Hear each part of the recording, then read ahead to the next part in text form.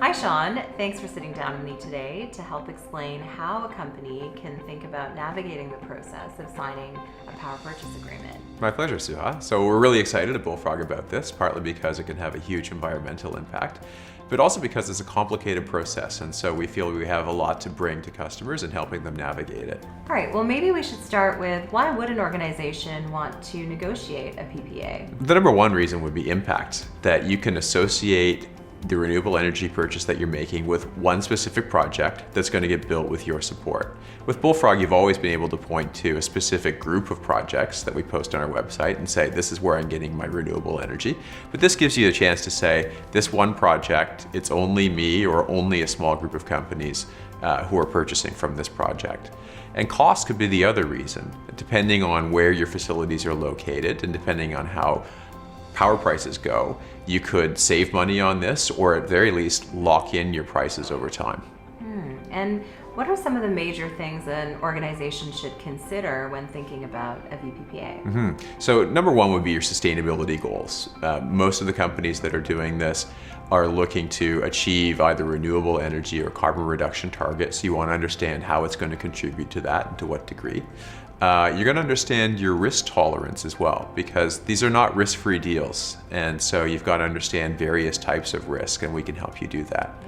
And how large does a company need to be in order to enter a VPPA? Yeah, these typically are larger companies that are entering into it. If you're going to build an entire project for one or a smaller group of companies, you've got to have some scale. But that said, the trend is actually towards having buying groups come together to get a project built, and that's something that we at Bullfrog can help organize for you. So can you talk a bit about the main steps in the process? Sure. So the first thing you need to do is appoint a champion in the organization. It's a long process. Somebody needs to understand it and be willing to guide the organization through it. Once you've got that person in place, you need to understand what your needs are. How much energy do we need to buy? What sort of environmental impact are we looking to have? You need to get your data together. You need to have some sort of an outreach to the development community. That could be targeting specific projects, or it could be an RFP where you're inviting various people to bid on it. Then you need to assess those bids, evaluate the benefits and risks associated with each, and then there's an actual negotiation process for the PPA itself. And what type of renewable project should an organization choose? Does it matter? Is there a major difference between wind or solar? So both have pluses and minuses.